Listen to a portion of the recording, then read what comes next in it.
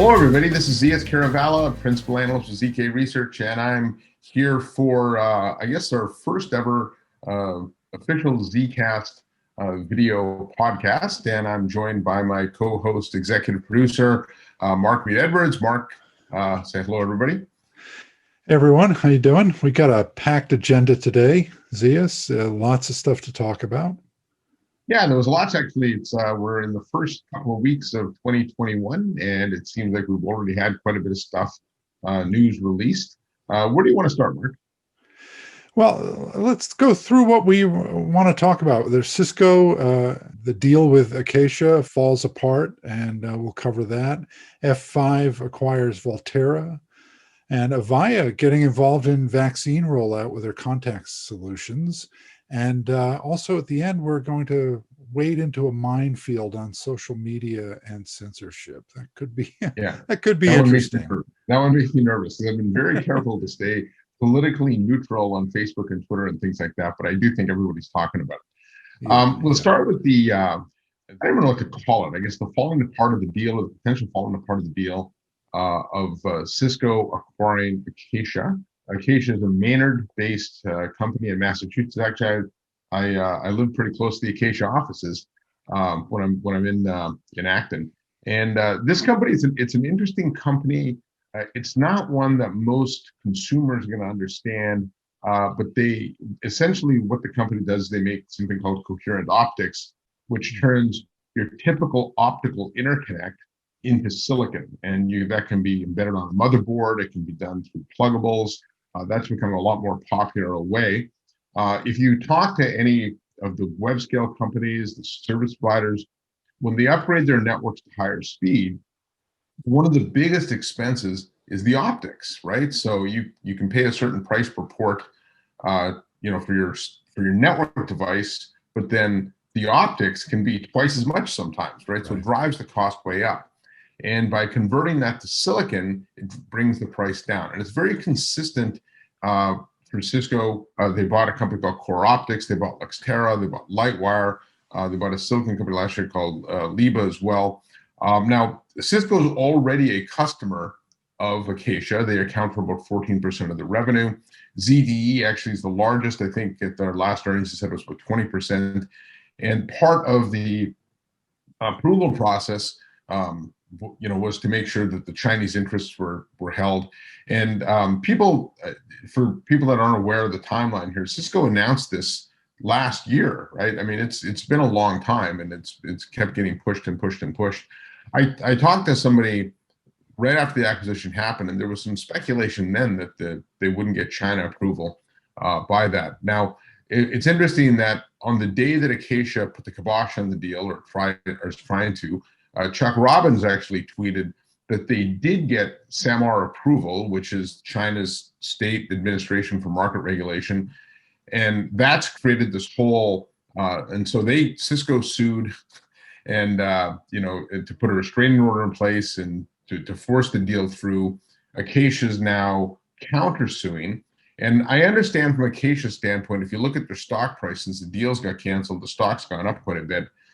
They've had a phenomenal run over the last year, and a lot of the Wall Street analysts have come out and said, by decoupling the deal from Cisco, they feel the valuation on this company, is significantly higher. And so the deal could still get done a couple of different ways. One is that the judge could rule in favor of Cisco and says, no, Acacia, you got to do the deal the way it is.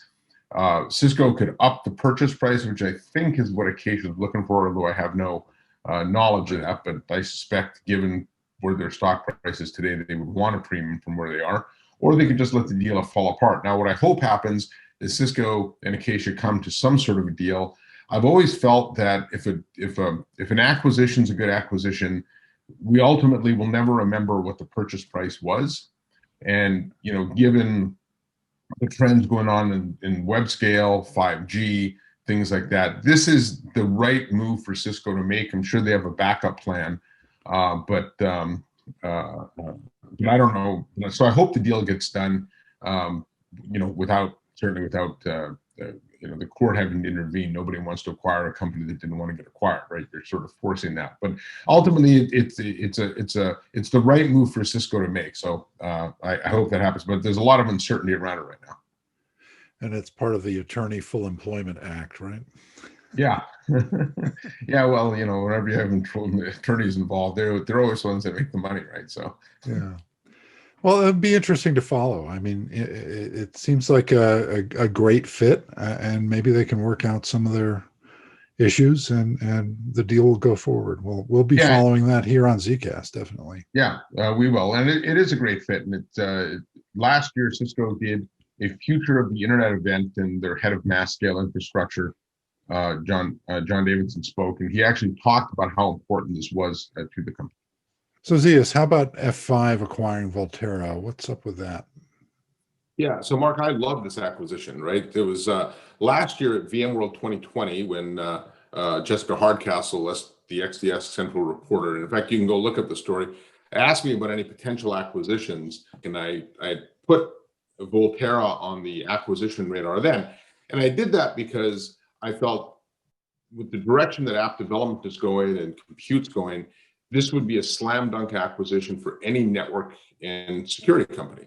Now, to understand at a high level what Volterra does, it's first important to understand that network and security changes have always tracked along compute changes. So if you think about the world that used to be, when we had physical servers running applications in silos, we needed to do things like secure them, we needed to load balance them. And so we surrounded those servers with physical appliances like F5's big IP application delivery controller. As we went virtual, we needed to shift those physical appliances to virtual appliances. As we pushed things into the cloud, we needed things that were more cloud friendly and container based. And actually to address that, F5 last year bought a company called NGINX to do that. Now, if you look at modernized consumer applications, and enterprise apps haven't caught up yet, but they will, they're actually made up, they work in what I call a distributed cloud model, where the app makes API calls from different edges and different clouds. And the big change here is that they're a lot more ephemeral in nature. So I might spin up a container for 30 seconds, pull the information I need out of it, and then deprecate it.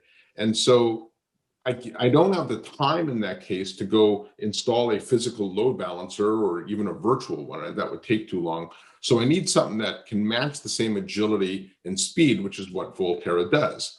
And if you believe that the world of app development is moving to distributed cloud, which I don't think anybody would argue, then Volterra is a perfect complement to what F5 does. And I think really a testament to F5 for the willingness to disrupt itself, because this will have a disruptive effect on its business, but it's the direction the industry is going. And so because of that, I really love this acquisition. And I think we're going to see other acquisitions in this space. Mark, there's network companies like Aviatrix and companies like that we have security companies that are cloud native. Volterra is the only one that really did both.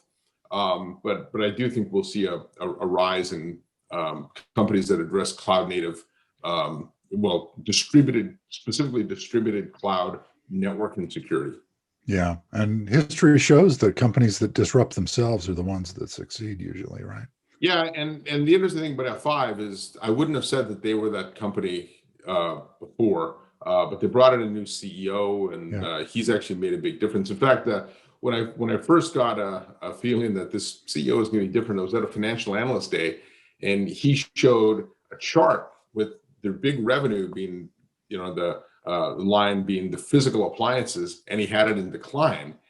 And normally when you see CEOs of companies that run legacy equipment, they always are trying to explain to you why that's not the case, right? But even though everybody knows it's going to be the way, but he was very matter of fact about it, and he's held true to that. Yeah, thinking about the future rather than the past. Yeah.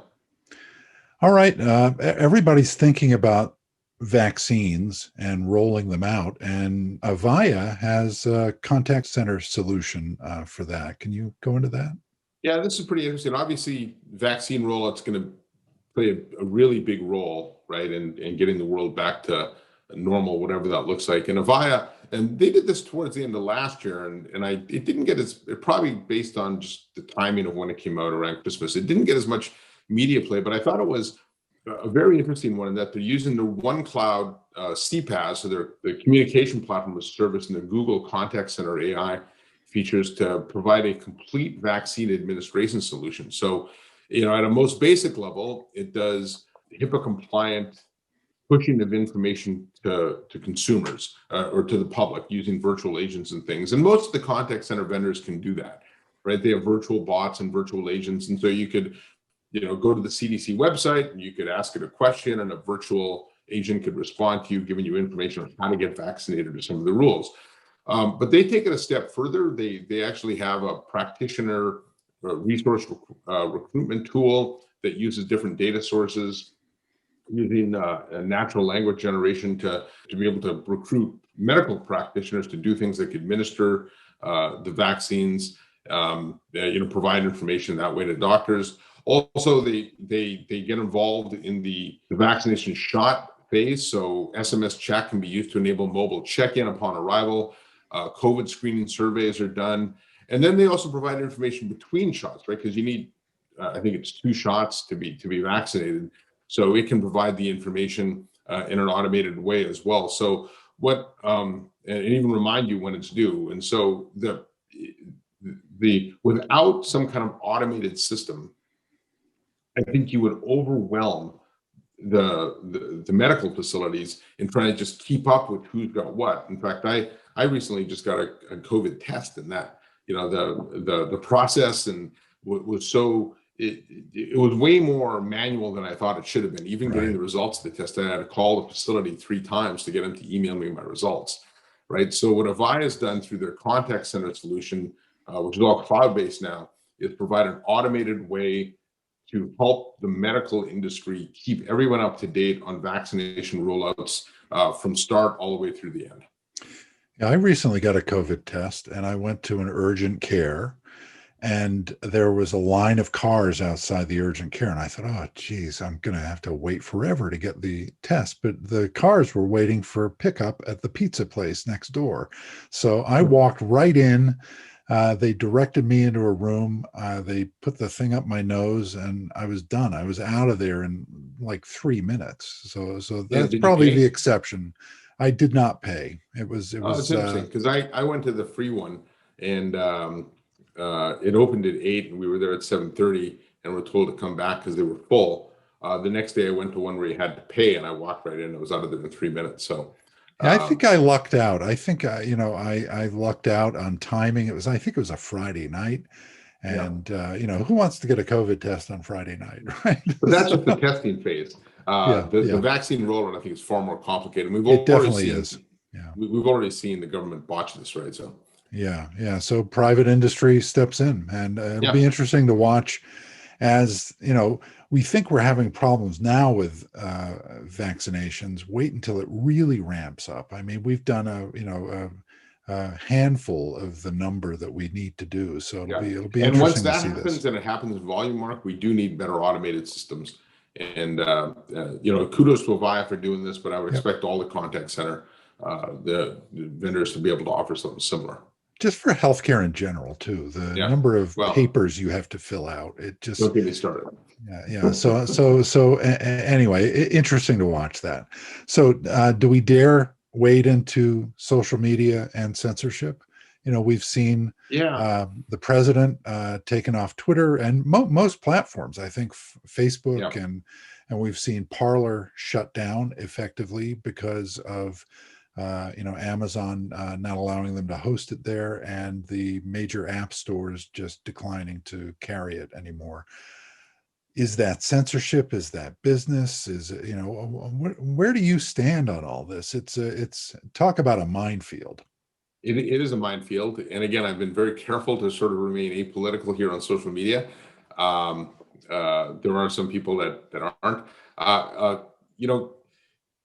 Clearly, social media has changed the world, and nobody used Twitter more effectively than Donald Trump. Obama kind of did, and if you watch the Netflix documentary on the Trump family, it was pretty fascinating the way he used Twitter. So instead of doing, focus groups and things, he would just tweet things randomly. And if it got more than 100 retweets, he'd know it was a big issue. And so, the wall, for instance, was off the charts as far as reaction goes. So he's been a big benefactor of that. Now, should big tech and should the social companies be censoring what people say? There's obviously a First Amendment rule here, right? And I'm not defending Trump and I'm not, criticizing him. But there is a bit of a free speech issue going on. Now, I think step one was to flag it. I do think, with the riots and things, we did put people's lives in danger. So there's obviously a point when you have to shut it down. And so I think removing him was probably the right thing to do. But that's a slippery slope to go down, because then where do you stop, right? So if somebody is in support of Trump, you block them as well. And if they think that Jack Dorsey made a wrong decision, do you block that person as well? And I think what we don't have here, Mark, is really a consistent set of standards, because you get the Parler CEO saying, no, we believe in the right to free speech. We'll just let anybody say anything. And then you've got Facebook and Twitter, where Zuckerberg and Dorsey are saying, no, we're going to control what people say. But right now, we've left it up to each individual social platform. And I think that's wrong. I think we need some kind of consistency. And I really urge the leaders of these companies to get together and develop a set of standards that everyone understands, that's clear and concise, right? I do worry that if you just kick everybody off of Parler, they're just going to find another platform, one that, well, they have. There's another one called Gab, right? That that's people true. have been going to. And if that one closes, people will find another one. Yeah, there's so much data in these two that by mining it and using the right AI algorithms, we should be able to predict when things are going to happen. So you'd almost rather them use some of these public platforms, so it can be a bit of an indicator of things that might happen. Now, again, there's a privacy issue here, right? Do you want the government listening to every tweet, every Facebook post, things like that? Most citizens probably wouldn't care. And many would think, well, they already are. Yeah. Well, yeah. And there's certain companies where, like in Germany, this would never fly, right? You just simply couldn't do that. You go to a country like Dubai, which is run by a king, and I guarantee you they're listening to everything, right? And they'll make no bones about it. And so there's got to be some middle ground here. And I think if we leave it in the hands of the regulators, it's going to take way too long. And I think we already witnessed what can happen when you let things go unmonitored and just simply run amok, right? But again, we can't get so restrictive that nobody can say anything. And I also don't know, how people's personal influences, can't come into this. And so does social media then become increasingly left-wing?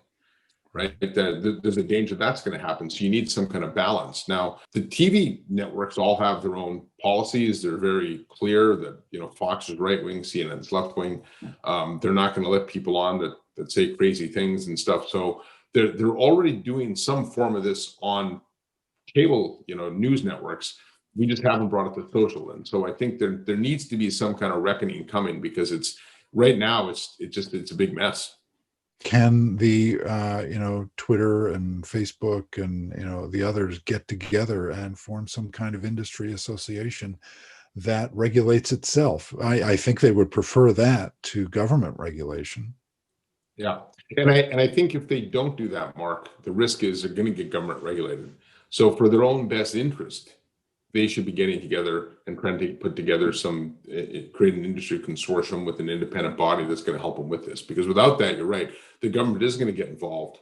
And, I talk to a lot of government people here, and the people making these decisions aren't exactly the most media and social savvy, right? We're talking a lot of older people with a lot of gray hairs, kind of like us, but that don't use these platforms on a day-to-day basis. And those are the wrong people to be making the decision. Right.